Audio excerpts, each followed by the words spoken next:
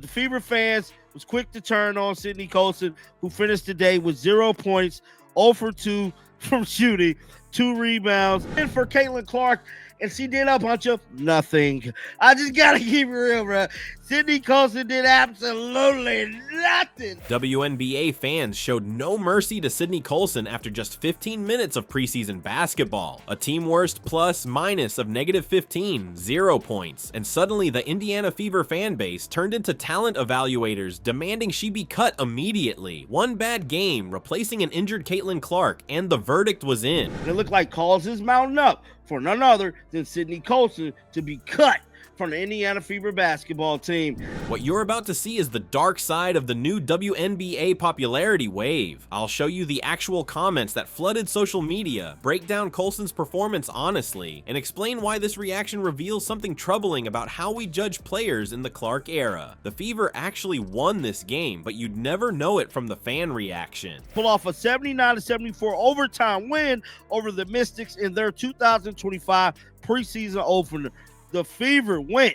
Before we move on, I'd like to ask you a small favor. If you appreciate this content, please take a second to like this video and subscribe to the channel. Over 98% of you watch the videos without subscribing. It costs you nothing, but it makes a huge difference to us. So did you click the subscribe button? Great, thank you so much. Now back to the video. How often do you find yourself in a situation where your supervisor watches your worst day at work and then decides that this is true about you? That was the very situation that Sydney Colson found herself in. All of a sudden, everyone is asking for her to be fired after she plays one poor preseason game. It didn't take long for the internet to become a judge, jury, and executioner by itself. Players that truly deserve it. That is the narrative that is being painted online for Sydney Colson right now, and it is hysterical. The question is, who exactly is Sydney Colson? She is not just a random player that showed up the day before for no apparent reason. She is a seasoned competitor who has triumphed in championships. A WNBA championship was won by her while she was playing for the Las Vegas Aces. Yes, you read that correctly. She also played for the New York Liberty and the San Antonio Stars prior to joining the Fever before she joined the team. That's years of experience working with a variety of teams, adjusting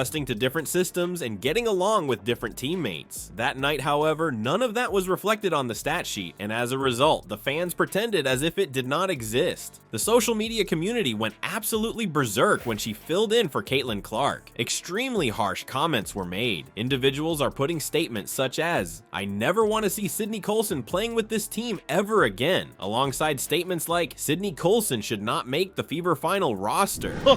People was already talking on social media that she need to get cut immediately.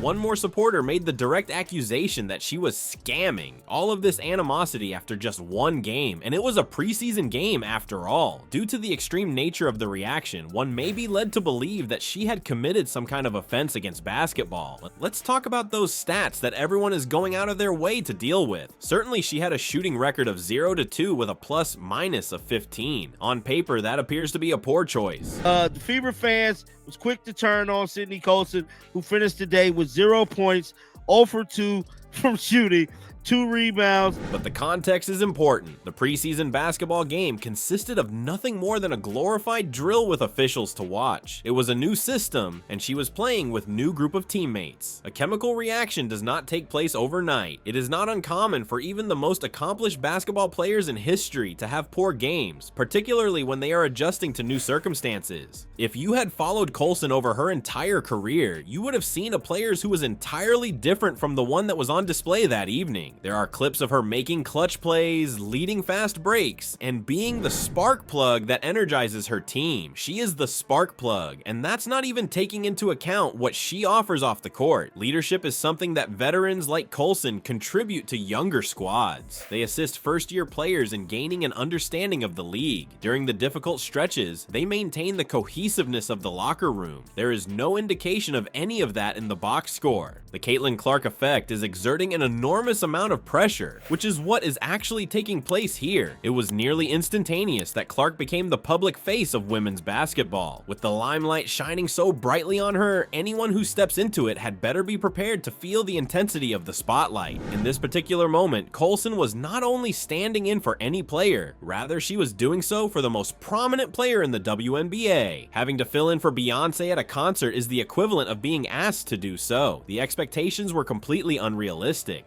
Is it crazy that you know what? Despite the absence of Clark, the Fever were able to emerge victorious in overtime. That is correct. The team was successful in achieving victory despite all of the controversy that surrounded Colson's performance. No one, however, brought up that subject. The victory was largely eclipsed by the criticism that was directed on Colson. Even if Sophie Cunningham had a fantastic game and other players improved, the only thing that supporters wanted to talk about was the decision to cut a veteran after a single poor performance. This response reveals more about the culture of fans than it does about Colson's ability. I felt as if Sophie Cunningham should have had to start over Sydney. But whatever the case is, whatever it is. That demonstrates how quickly we generate opinions based on a limited amount of information. One game, a few minutes of playing time, and all of a sudden, people who had probably never watched Colson play before became experts on her career. That is the consequence of social media. And for Caitlin Clark, and she did a bunch of nothing. I just gotta keep it real, bro. Sydney Colson did absolutely nothing. Everything gets exaggerated, especially the bad things that people feel about themselves. Rather than the reasonable analysis, the passion it takes are what garner the most likes. A career is not defined by a single poor performance. At no point during the preseason, ever. At this early stage in the season, players are still trying to find their groove. They are gaining an understanding of plays, determining their responsibilities, and developing synergy with their teammates. Even LeBron James and Stephen Curry have poor games on occasion. If you are a professional athlete, you will experience this. The distinction lies in the fact that established stars are afforded the benefit of the doubt, whilst role actors are promptly eliminated from the thoughts of fans. What would happen if we extended the same grace to players that we would want in our own lives? Imagine that your job security was contingent on the fact that you never had a bad day. After one particularly difficult night, Sydney Colson's narrative is not yet finished. She has a championship family tree and years of professional experience under her belt. You can count on her to recover quickly. It is clear to her what it takes to be a valuable member of a winning team. The basketball season is quite lengthy. Calls mount for Fever to cut Caitlin Clark, new teammate, after missed this game, bruh. There are highs and lows for players. There are occasions when the shots do not land. There are situations when the rotations are incorrect. There are moments when you simply aren't in rhythm. That's what sports are all about. This is something that the experts are aware of. They do not become overly anxious after a single poor performance. Perhaps the people who actually play and coach at this level should be the ones who provide the fans with instructions. Trying to evaluate the worth of a player based on their performance in a single preseason game is analogous to judging a book by its cover. You are losing out on the entire story. The season is a marathon, not a sprint. Thinking about Sydney Colson is something you should do the next time you witness a player being destroyed online. How many times have we witnessed such occurrences? After a single poor performance, everyone is suddenly an expert on the reasons why the player ought to be cut from the team. Here, bruh, that is what fans are saying. She don't fit, she don't belong, she's robbing the program.